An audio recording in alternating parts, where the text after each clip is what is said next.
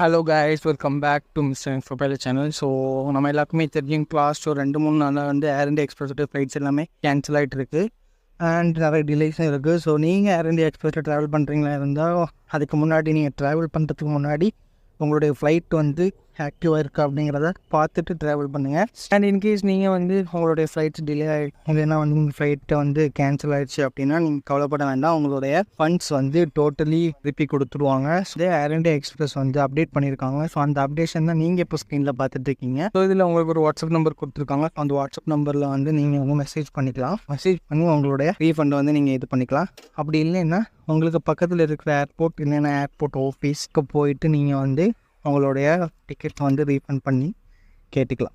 So இதில் எனக்கு முக்கியமான விஷயம் என்னென்னா, 3 மணிக்கு டிலே ஆனாலும் உங்களுடைய ஃப்ளைட்டோடைய டிக்கெட்ஸ் முழுசாக ரீஃபண்ட் பண்ணிடுவாங்க. ஸோ இந்த இதை நீங்கள் பயன்படுத்திக்கோங்க. ட்ராவல் பண்ணணும் இருந்த உங்கள் ஃப்ரெண்ட்ஸ்